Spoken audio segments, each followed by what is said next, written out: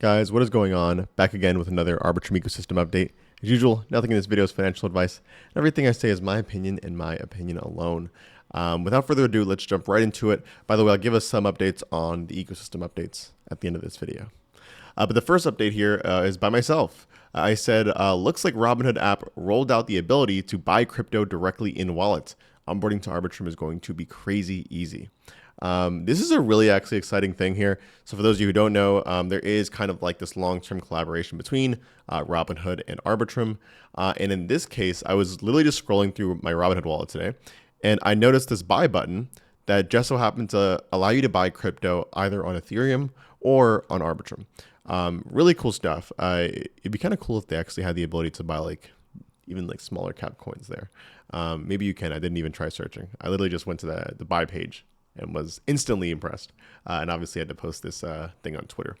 But nonetheless, very exciting stuff, and I do think it does spell really good things for the broader, I say for the future of the Arbitrum ecosystem when it comes to onboarding more and more users, not only from different ecosystems within crypto, but just from the masses in general. Obviously, you know, kind of the onboarding narrative is one of those things that really never goes away. Everyone's excited about onboarding stuff, whether it's like direct on ramps, credit cards, or stuff like that. You know, the credit card one was actually like, or debit, I should say, crypto debit card. It was a pretty big narrative a couple years ago. But nonetheless, still really exciting stuff. And obviously, with this kind of collaboration between Arbitrum and Robinhood, it's really cool to see stuff like this kind of just rolling out as time goes on. I do expect, and I don't want to say expect, but I do hope to see more of a kind of like an integration between the main Robinhood exchange and their wallet, so that onboarding for that already huge user base they have for you kind of, you know, TradFi and stock trading can be easily kind of, I guess, meshed with the Robinhood wallet / crypto base that they're starting to build now. And it looks like it's hopefully all going to be kind of funneling into Arbitrum. So let's see what happens. Very exciting stuff. If you don't have the Robinhood wallet, take a look, try it out. If you want to buy some crypto in it, go ahead. If you are in New York, it won't work for you, unfortunately. Frankly, it doesn't work. Like, no on-ramps essentially work in New York. So who knows? Maybe one day we'll get there. All right, we got a tweet here by Camelot. They said, we're excited to announce our upcoming deployment on Sanko Layer 3. Camelot will launch directly on Sanko mainnet and serve as the native DEX, providing its battle-tested liquidity infrastructure to support the Sanko ecosystem. Get ready to start playing. Really excited for this. Without a, you know, obviously, right? Without a doubt, very excited for this. Sanko mainnet, as you guys probably know, is imminent. I think Smoothie put out a tweet the other day saying that it's coming soon. Let's say, you know what? I'm going to say, to be safe, I'm going to say next week. It would be awesome if it was like this week, like Friday or something. That would be sick. Whenever it does come out, I will definitely plan on live streaming, by the way. But nonetheless, the fact that they were going to launch with Camelot is really, really awesome. Actually, maybe I should actually take a look here. I don't know if they are saying that they're going to launch on Sanko mainnet day one, or if they're going to kind of wait for it to be live a couple days. Let me see.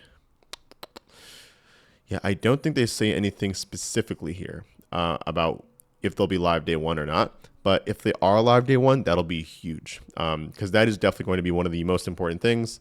Sanko already has a very, very degenerate community, and I think having kind of Camelot live day one so people can start kind of creating pairs and, you know, shitcoining, for lack of a better word, I think would be like essentially very, very valuable. So let's see, but just really excited about this collab. And I do want to kind of echo that and say that Camelot also collabed with Zai the other day. They literally put out another announcement on it a couple of days ago. But I wanted to highlight Iron Boots over here, who essentially is part of the Camelot kind of core team, in that he said, starting to see some early signs of degen activity on Zai now that Camelot is deployed there. Gas is basically free. It cost essentially a millionth of a cent, or four millionths of a cent to swap. Insane stuff. And as I mentioned, because they've launched on Zai, it looks like swapping there is now becoming kind of a thing, and more specifically like meme coins and stuff like that. So Like I said, I think Camelot really chose I don't know, like I'm a big fan of like kind of first principles, and I think they're probably aligned with that sentiment in that they were essentially the only team I think so far that is essentially more or less committed to kind of supporting the Arbitrum Orbit ecosystem. In that they'll be launching probably not on every chain, but on I guess any chain that they deem to make sense. And in this case, they're already launching on three of them. Like obviously Arbitrum One, I should say. Zai, and of course now Sanko mainnet. So excited to see Camelot essentially everywhere. They have a really, really cool community. And yeah, why not? I mean, swapping is important in every ecosystem, so you're going to need it no matter what. L2, L3, whatever. All right, we have a tweet here by Covalent. They say we're committing $2.5 million in Covalent grants to support projects building on Arbitrum 1, Nova, Orbit, or Stylus. Applications are now open. Now, okay, here we go. I was going to say I don't know the actual specifics of it, but here you go. They say eligible projects include DeFi, social, DPIN, gaming, NFTs, and more. Will receive 25K in credits to access fully indexed on-chain data via APIs, SDKs, or React components. I will say, very cool stuff. I'm not gonna lie to you, the credits thing kind of threw me for a loop a little bit there. I was like, oh, okay, I see what you're doing here. Not actual money, but credits. Still very valuable. But for those of you who are looking to, code in, deploy an Arbitrum 1, Nova, Orbit, or an Orbit chain, I should say, make sure to hit up Covalent. Stylus, especially. Frankly, if you ask me, just do this if you're gonna work with like Stylus related stuff. I think there's gonna be a lot of Stylus related kind of opportunities, programs, and funding coming soon. Now that obviously Stylus is being proposed within the DAO. Mainnet is essentially imminent, assuming the DAO, of course, wants it to pass. So really, really looking forward to that. And again, if you are building in Rust, definitely keep an eye on Stylus. There's going to be like a plethora of opportunities there, apart from Covalent, of course. I'm going to do that one last, actually. I don't know why I had that there. Boop. All right, we have a tweet here from Karma. They said, attention Gitcoin GG20 participants, we are thrilled that the round has kicked off today on Arbitrum. We are excited to team up with Gitcoin to help you level up your Web3 reputation. Here's a thread on what you need to do.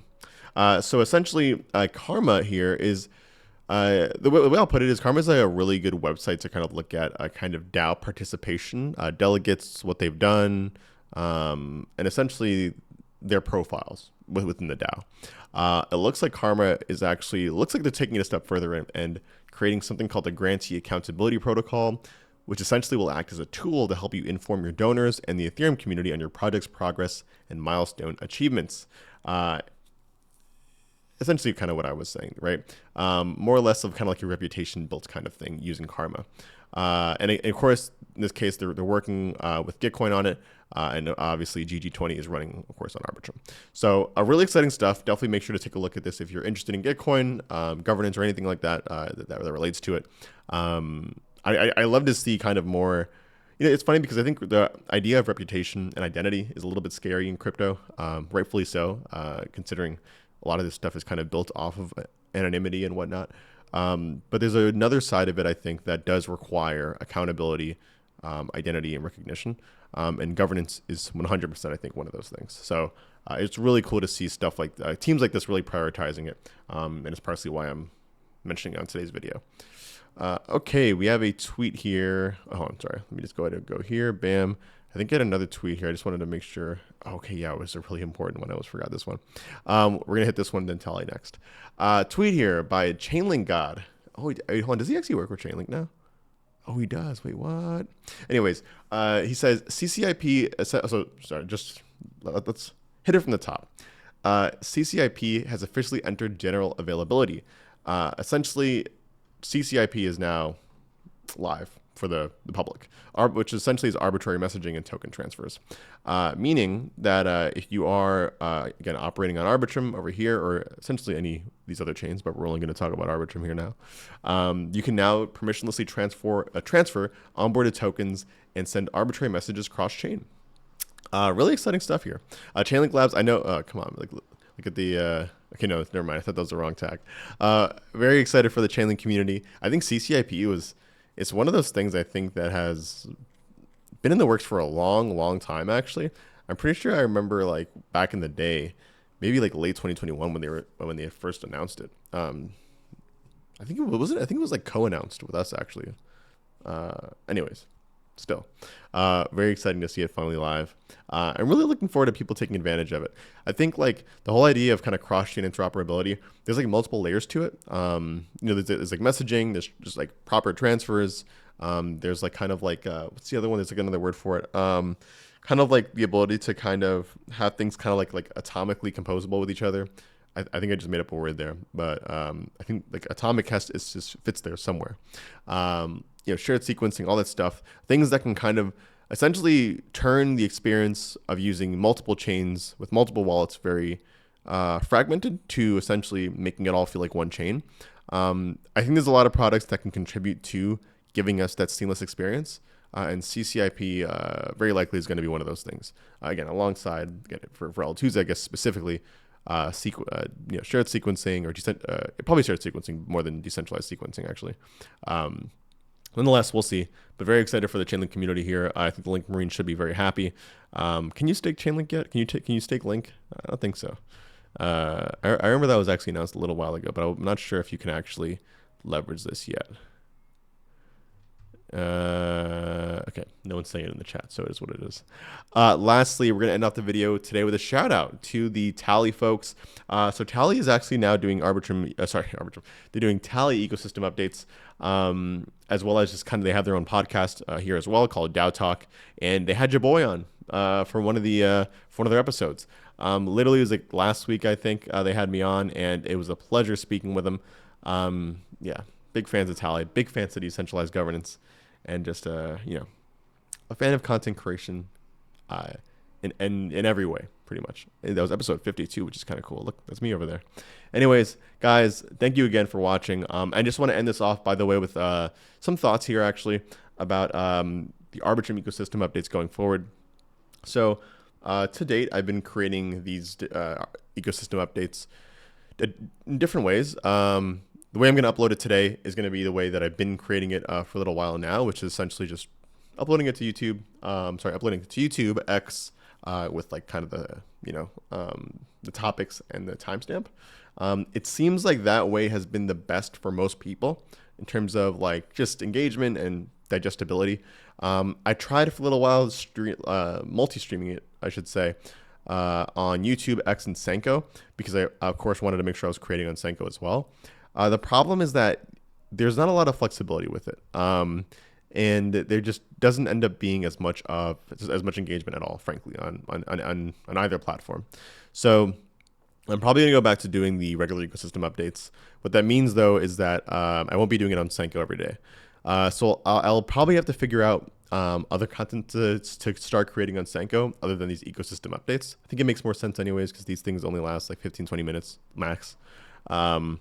We'll see what happens. Bullish on Sanko, bullish on their mainnet launch, but I do think that these ecosystem updates need to live more in a more static nature versus like a live stream, because at the end of the day, if I going live for like 15 minutes doesn't make any sense. It makes more sense if it's going to be like an hour or 2 hours, and obviously these updates don't need to be that long, neither should they. So anyways, thank you guys for watching. Let me know if you have any comments below on how I should be conducting these updates in the future. And yeah, with that, I'll catch you guys in the next one. Peace out.